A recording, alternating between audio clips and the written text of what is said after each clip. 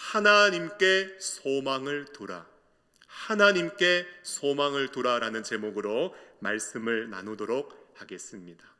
사랑하는 성도 여러분, 2022년 새해가 밝았습니다. 한번 인사드릴게요. 새해 복 많이 받으십시오. 감사합니다. 옆에 있는 분들과 한번 인사하시겠습니다. 수준 있게 영어로 하십시다. 해피 뉴 이어.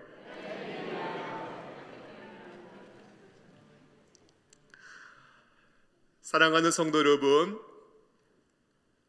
사람들이 새해를 맞이하게 되면 마음속에 간절한 소원을 품게 됩니다. 사람들은요, 그 소원이 이루어지기를 간절히 소망하며 보신각에 가서 타종 소리를 들으며 소원 빌기도 하고 떠오르는 태양을 바라보면서 간절한 소원을 빌기도 합니다. 그런데 인생 살아봐서 아시지요? 여러분, 우리의 인생은요, 내 마음대로 내 뜻대로 결코 이루어지지 않습니다. 오늘 우리가 함께 읽었던 시편, 이 시편의 말씀을 쓴 시편 기자도 여러분 소원이 없었을까요? 그의 인생에도 꿈이 없었을까요? 그러나 안타깝게도 그가 만난 현실은 낙심과 불안만 가져다주는 참으로 캄캄하고 어두운 현실이었습니다. 오늘 시편의 표제를 보면 이 시는 고라 자손의 시입니다. 성경학자들은요, 시편 42편과 시편 43편은 같은 시로 보고 있습니다. 왜냐하면 후렴부가 동일하기 때문입니다. 시편 42편 5절 말씀을 보시면 내 영혼아 네가 어찌 나여 낙심하며 어찌하여 내 속에서 불안해하는가? 너는 하나님께 소망을 두라. 그가 나타나 도우심으로 말미암아 내가 여전히 찬송하리로다 말씀하고 있는데, 시편 42편 11절을 봐도 시편 43편 5절을 봐도 그 후렴부가 동일한 것을 보아 시편 42편과 43편은 동일한 시입니다. 여러분, 이 시를 언제 썼을까요? 이 시는 바벨론 포로로 잡혀간 참으로 비참하고 참혹한 상황에서 이 시는 쓰여졌습니다. 나라를 잃어버리고 자유를 빼앗기고 억압이 있는 상황입니다. 그래서 시인은요, 지금 낙심합니다. 낙심은 절망하고 통곡하는 모습이지요. 시인은 불안해하고 있습니다. 불안은 용기를 잃어버리고 자신감을 상실한 모습입니다. 여러분, 안타깝게도 오늘 이 시인은요, 새해를 맞이했어도 해가 바뀌었고 새로운 달력을 집에 걸었음에도 불구하고 여전히 용기를 가지지 못한 채 새해를 맞이하고 있습니다. 여러분들은 어떠세요? 해가 바뀌었습니다. 그리고 이 새해를 예배로 힘차게 열어가고 있습니다. 그런데 여러분들의 마음속에 소망과 기대가 있으십니까? 아니면 마음 깊은 곳에 여전히 낙심하고 있고 절망하고 있고 용기 없는 모습은 아니신가요? 먼저 살펴보고 싶은 것은 시인은 왜 낙심하고 불안해하는가 하는 것입니다. 여러분, 시인은 왜 낙심하고 불안해할까요? 첫째로 사람들의 조롱과 멸시가 있었기 때문입니다. 사람들이 조롱하는 거예요. 믿음의 사람들을 멸시하는 거예요. 그래서 시인은 낙심하고 불안해하고 있습니다. 시편 42편 3절 말씀을 보면 사람들이 종일 내게 하는 말이 네 하나님이 어디 있느뇨? 시편 42편 10절 말씀을 보면 내 뼈를 찌르는 칼같이 내 대적이 나를 비방하여 늘 내게 말하기를 내 하나님이 어디 있느냐 하도다 말씀하고 있습니다. 여러분, 우리는 살아가면서 가끔 이런 말을 듣습니다. 너가 믿는 하나님이 살아 계시다면 너 건강이 왜 이렇게 나빠졌냐? 너가 기도하는 하나님이 살아 계시다면 너 집안 왜 이렇게 안 좋아졌냐? 너 사업이 왜 이렇게 어려워졌냐? 왜 취업은 안 되냐? 왜 결혼은 못하고 있는 거냐? 그리고 하나님이 살아 계시다면 왜 코로나는 아직 끝나지 않는 것이냐? 도대체 하나님이 살아 계시다면 왜 이런 일이 우리에게 일어나느냐? 여러분 신앙생활하면서 이런 이야기 한두 번쯤 들어보셨을 것 같습니다. 여러분 사람들이 그렇게 이야기해도 너무 힘들어하거나 여러분 너무 낙심하지 마시고 마음을 담대하게 가지십시오. 왜냐하면 예수님도 십자가를 지실 때 사람들로부터 조롱과 멸시와 천대를 받았습니다. 그리고 예수님의 이름으로 받는 핍박, 그렇게 박해를 받는 자에게 주님은 복이 있다고 말씀하셨고, 사도 바울은 우리가 은혜를 받을 뿐만 아니라 고난도 받는다고 이야기를 했습니다. 그러므로 신앙생활하면서 예수 믿는 믿음 때문에 조롱과 멸시를 당하는 것은 어쩌면 당연한 일이고요, 주님이 이 땅에 다시 오시는 그날, 그 영광스러운 날을 맞이하기 전까지 우리의 인생의 걸음 속에는 믿음으로 말미암은 조롱과 멸시가 일어나게 될 것입니다. 그래서 우리는 마음을 강하게 가져야 되는 겁니다. 그런데 조롱과 멸시를 받았을 때 중요한 것은 우리의 반응과 태도입니다. 여러분, 그럴 때 어떻게 반응하셨습니까? 그럴 때 어떻게 태도를 취하셨습니까? 여러분, 여기에서 믿는 자와 믿지 않는 자가 구분이 되는 것입니다. 대부분 이런 대우를 받으면 화가 나지요. 그렇게 말하는 사람 한번 들이받고 싶고 싸우고 싶기도 하지요. 그런데 오늘 시편 기자는 어떻게 반응하는지 아세요? 시편 기자는 눈물이 음식이 되었다고 말씀하고 있습니다. 시편 42편 3절 말씀을 보면 사람들이 종일 내게 하는 말이 네 하나님이 어디 있느뇨 하오니 내 눈물이 주야로 내 음식이 되었도다 말씀하고 있어요. 여러분, 지금 이 눈물의 의미가 무엇일까요? 자신이 처한 현실과 처지를 비관한 눈물일 수 있습니다. 내 힘으로는, 내 노력으로는 아무리 아둥바둥하고 몸부림쳐봐도 전혀 극복할 수 없고 변화되지 않는 이 절망적인 상황 속에서 자신의 무능함을 직면하면서 흘리는 눈물일 수도 있습니다. 그러나 이 눈물은요, 하나님의 이름이 모독받고 하나님의 영광이 바닥으로 떨어짐으로 인한 거룩한 애통의 눈물인 것입니다. 사랑하는 성도 여러분, 말씀 앞에서 먼저 제 심령을 돌아보았습니다. 나는 눈물이 음식이 되어 있는가?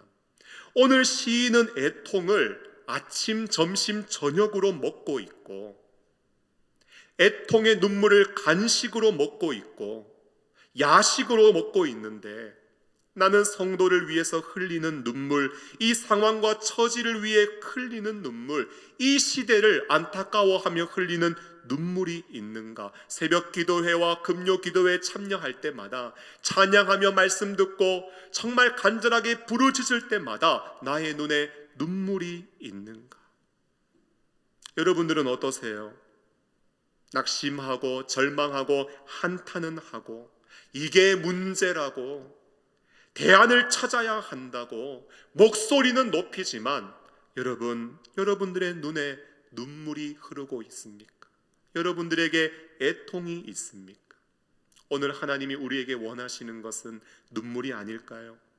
낙심하고 절망하고 탓하는 것이 아니라 하나님의 찬란한 영광이 이 땅에 곤두박질 친 일로 인하여서 애통하며 슬퍼하며 비통해하는 눈물을 하나님이 원하시지 않을까요?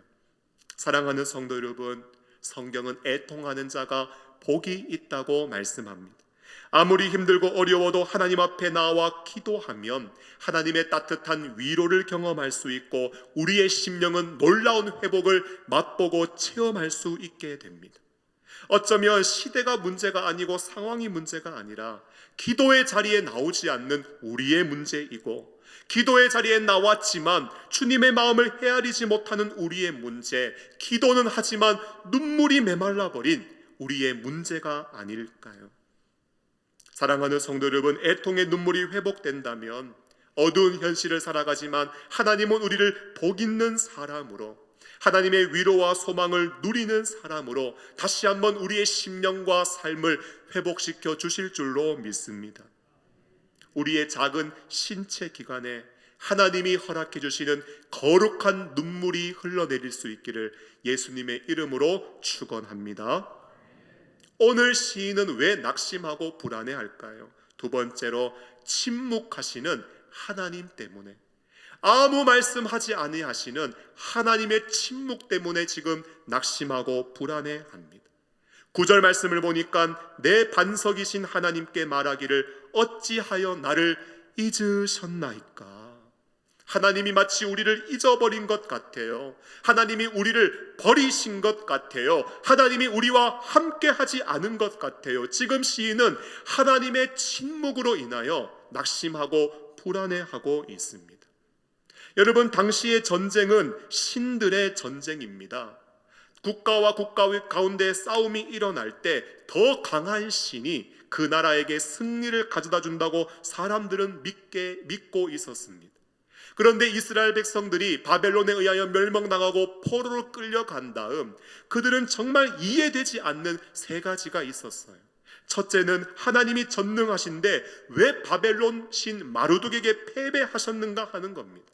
두 번째로 하나님은 우리의 하나님이신데 왜 하나님은 우리가 이방인의 포로가 되게 하셨냐 하는 것입니다. 세 번째로 하나님은 우리의 기도를 들으시는 하나님이신데 왜 70년 동안 간구하고 부르짖고 기도해도 응답하시지 않는가? 여러분, 이것이 이스라엘 백성들의 탄식의 간구였습니다. 그로 인하여 그들의 마음속에는 의심이 찾아오고 불신이 찾아오고 하나님을 향한 원망과 불만과 불평을 가득 가지게 된 것입니다. 여러분, 우리 속담에 이런 말이 있어요. 입이 삐뚤어졌습니다. 그러나 말은 어떻게 해야 돼요? 바르게 해야 돼요. 입은 삐뚤어져도 말은 바로 하랬다고 했습니다. 여러분, 하나님이 잊으셨습니까? 하나님이 하나님의 백성들을 버리셨습니까? 아니요. 하나님은 한 번도 잊은 적 없고 한 번도 이스라엘 백성들을 버린 적이 없습니다. 부모가 어떻게 자식을 잊습니까? 부모가 어떻게 자식을 버립니까? 가끔 미디어를 통해 부모가 자식 버렸다는 천륜을 벌인 충격적인 보도를 우리가 듣게 되기도 하지만 하나님은 사람과 같지 않아서 한 번도 쉬지 않고 멈추지 않고 하나님의 백성들을 하나님은 포기하지 않으셨습니다. 하나님은 아무 잘못이 없습니다. 여러분, 그래서 우리는 하나님을 어떻게 부르는가? 하나님은 변함이 없는 신실하신 분이시다. 우리는 하나님의 신실하심을 찬양하고 노래하는 것이지요. 누가 버리는지 아세요? 우리가 버리는 겁니다. 누가 잊어버리는지 아세요? 우리가 잊어버리는 겁니다.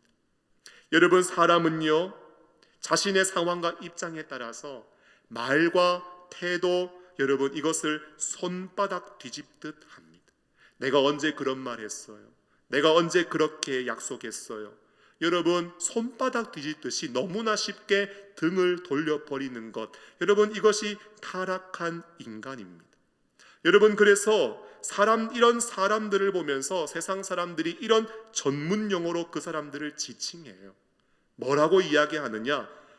인간아, 인간아, 썩을 놈아, 잡거사, 짐승만도 못한 놈아, 에이 인간 말종아.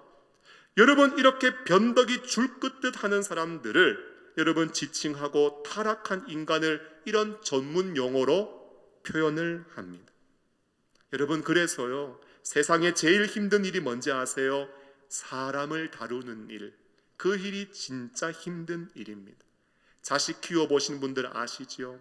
내 속이 아니고 속이 상할 때가 얼마나 많습니까? 여러분, 그럼에도 변함없는 사랑으로 함께 하시는 하나님, 우리는 그 신실하신 하나님을 닮아갈 수 있어야 합니다. 사랑하는 성도 여러분, 저는 하나님의 사랑이 이렇게 변함없음에도 불구하고 사람이 언제든지 변할 수 있다는 것을 저는 알고 있습니다. 제가요,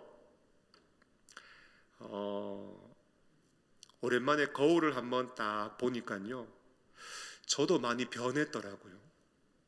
옛날에는 제가 총각같이 보여도 뭐 이런 이야기를 했는데 이제 그 말을 못 하겠더라고요. 여러분, 사람들은 변합니다. 그런데요, 이왕 변하실 거면 부탁드립니다. 좋은 쪽으로 변하시기를 예수님의 이름으로 축복합니다. 새해에는 더 말씀 보시고 더 많이 기도하시고 주님을 만나며 주님의 선하심을 닮아가고 주님을 향한 믿음과 사랑이 더욱더 깊어져 가고 주님의 뜻을 이루어가는 일에 더욱더 어린아이같이 기뻐하며 자원하는 심령으로 헌신하여 주의 몸된 교회를 아름답게 세워가는 은혜로운 성숙한 그리스도인으로 변화되실 수 있기를 예수님의 이름으로 간절히 소망합니다. 마지막으로요, 오늘 시인은 왜 낙심하며 불안해하는가? 여러분, 하나님을 예배할 수 없었기 때문에 낙심하고 불안해합니다. 하나님의 전에 나아가고 싶어요. 그러나 성전에 나가서 예배 드릴 수 없는 상황. 여러분, 우리도 코로나로 인하여 이런 시간을 조금 경험했지 않습니까? 오늘 시인은 그 마음을 무엇이라고 고백하는가? 시편 42편 1절 말씀을 보면 하나님이여 사슴이 시냇물을 찾기에 갈급함같이 내 영혼이 주를 찾기에 갈급하니이다. 내 영혼이 하나님 곧 살아계시는 하나님을 갈망하나니 내가 어느 때에 나아가서 하나님의 얼굴을 배울까? 지금 시인은 갈급한 심령으로 노래하고 있습니다. 여러분, 목회자가요, 말씀을 맡은 자이지만 영혼을 맡은 자이기 때문에 목회자는 항상 양떼와 소떼의 마음을 두고 부지런히 맡은 영혼들을 돌보고 살피는 일을 합니다. 그런데 저는 배우기를 항상 목회자는 사적으로 움직이기보다 공적으로 움직여야 한다고 배워왔습니다. 왜냐하면 사적인 만남을 자주 가지게 되면 마음이 치우쳐버리고 기울어져 버릴 수 있기 때문입니다. 그런데 가급적이면 항상 공적으로 우리 성도님 전체를 두루두루 골고루 균형 있게 살피기 위해서 애쓰고 노력하는데 1월 달과 2월 달에는 주로 환우분들, 그리고 연로하신 성도님들, 그리고 직분받은 일꾼들을 신방합니다. 왜냐하면 가장 연약해져서 마음이 약해져 계시는 분들을 위로해야 되고, 연로하신 성도님들 또 언제 장례가 날지 모르기 때문에 신속하게 신방해야 되고, 새로 임명받은 모든 일꾼들 정말 하나님 앞에 충성 다하라고 격려하기 위해서 신방을 하고 돌아봅니다. 그리고 꽃피는 봄이 오면 3, 4, 5월 달에 대신방을 통하여 모든 성도들을 구역구역 균형 있게 골고루 돌아보고 섬기고, 7월, 8월 더위가 찾아오면은 신방하기가 쉽지 않고 성도들도 옷이 가벼워지기 때문에 성도들을 찾아가서 신방하는 것이 쉽지 않습니다. 주로 환우들, 연로하신 성도님 다시 돌아보고 상반기 동안 수고해준 일꾼들을 격려하는 신방을 합니다. 그리고 9월, 10월 가을 대신방을 하고 마치면 11월, 12월은 새해를 준비하는 기간으로 삼고 있습니다. 이 외에도 유고가 있을 시에 성도님들을 돌아보고 많은 신방의 종류가 있습니다. 그래서 사역자로 부름받아서 목회를 감당한다는 것은 하나님이 나에게 맡겨주신 영혼들 정말 골고루 균형 있게 살피고 돌보는 일, 이것이 하나님이 교역자들, 모든 목회자들에게 주신 사명이고, 그렇게 성도들을 살피고 돌보면서 한 해 한 해를 함께 살아가는 것, 여러분, 이것이 목회이고 목양입니다. 그런데요, 연초에 연로하신 성도님들을 신방해 보면 주로 요양원에 많이 가게 됩니다. 여러분, 신방 가잖아요. 요양원에 계시는 그 성도님이요, 저희들을 보고 눈물을 흘립니다. 이유가 뭔지 아세요? 성전에 한번 와보고 싶거든요.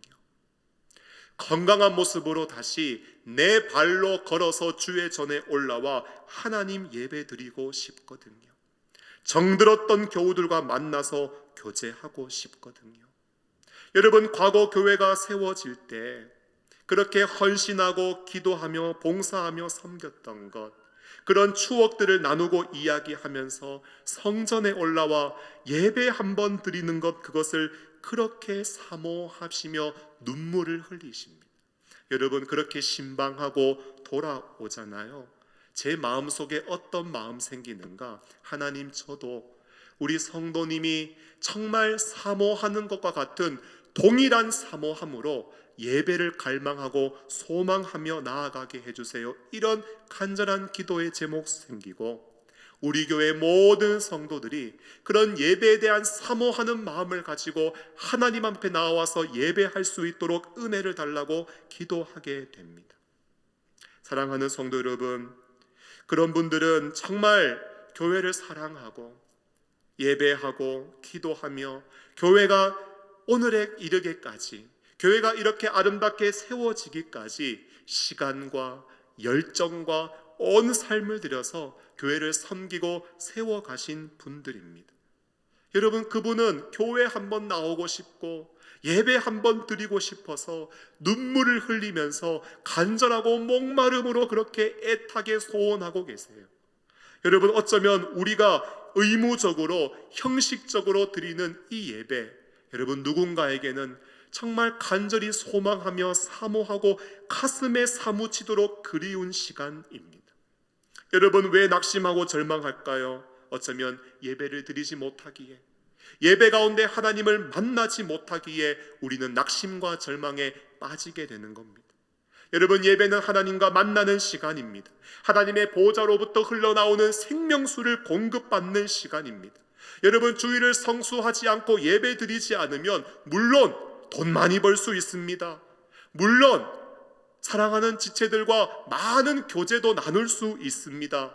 물론 내가 바라고 원하는 취미와 여가 생활도 얼마든지 풍성하게 풍족하게 누릴 수 있습니다. 그러나 분명한 사실이 있다면, 우리가 예배하지 않으면 우리의 영혼은 메말라 간다는 것입니다. 우리의 영혼은 낙심하게 되고 우리의 심령은 절망하게 된다는 것입니다. 왜요? 하나님과 멀어지게 되었기 때문입니다.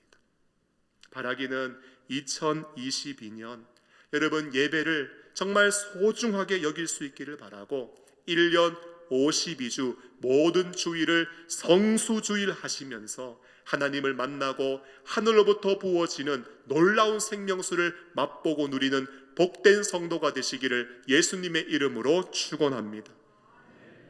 말씀을 맺으면서요, 해마다 그 해의 사자성어를 선정하는 교수신문이 전국 대학 교수 880명을 상대로 설문조사한 결과 514명이 올해의 사자성어를 손꼽았습니다. 1위가 무엇이냐? 바로 묘서동처라고 합니다. 의미는요, 고양이와 쥐가 같은 곳에 있다는 뜻입니다. 고양이는 쥐를 잡아야 하는데 고양이가 쥐와 어울리는 것처럼 도둑을 잡아야 할 사람이 도둑과 한 패거리가 되어 있다는 것을 의미하는데, 아마도 올해 유독 국가의 재산을 지켜야 할 공직자들이 불의한 일을 저지른 사건이 많았기 때문에 여러분, 이 한자성어를 교수들이 선정한 것 같습니다. 그런데요, 제가 보니까 사실 제 마음에 더 와닿았던 것은 두 번째 2위의 사자성어였습니다. 뭔지 아세요? 인곤마핍입니다. 의미가 무엇인가? 사람과 말이 모두 피곤하다라는 거예요. 코로나 때문에 우리의 정서가 우울하고 이 어려운 시대의 현실 속에 사람뿐만 아니라 하나님의 피조물인 그 짐승마저도 지금 피곤과 곤핍함에 젖어 있는 상황. 여러분, 이 시련 시대를 우리는 어떻게 해야 될까요? 이런 어두운 시대, 정말 우리는 어떠한 삶을 살아가야 할까요? 여러분, 우리는요, 영혼을 향하여 이렇게 외쳐야 합니다. 오늘 우리에게 주신 시편 42편 5절 말씀입니다. 우리 함께 읽어보실까요? 시작. 내 영혼아, 네가 어찌하여 낙심하며 어찌하여 내 속에서 불안해하는가? 너는 하나님께 소망을 두라. 그가 나타나 도우심으로 말미암아 내 하나님을 여전히 찬송하리로다. 아멘. 여러분, 우리는요, 어찌하여 낙심하느냐, 어찌하여 불안해하느냐. 너는 하나님께 소망을 두라. 그러면 하나님이 너의 인생 가운데 나타나 너를 도와주심으로 말미암아 너는 여전히 찬송하게 될 것이다. 여러분, 우리는 우리의 영혼에 이 시대를 살아가면서 항상 이 말씀을 우리의 영혼에 외치며, 여러분, 우리는 이 어려운 시대를 믿음으로 흔들림 없이 걸어가야 하는 것입니다. 올 한 해 예배로 시작하지만 어떤 한 해가 될지 모릅니다. 저는 담임 목사로서 우리 교회 모든 성도들이 이 한 해 형통할 수 있기를 간절히 소원합니다. 그러나 우리는 어떤 일 만날지 몰라요. 그럴 때마다 여러분, 이 말씀으로 여러분들의 심령에 외치십시오. 그래서 이 말씀 붙잡고 찬양하며 소망으로 이 한 해를 힘차게 전진하십시오. 하나님은 여러분들과 함께 하시고 여러분들의 모든 걸음을 형통케 하실 줄로 믿습니다. 주님과 함께 복된 한 해를 보내시는 축복의 성도들이 되실 수 있기를 예수님의 이름으로 축원합니다.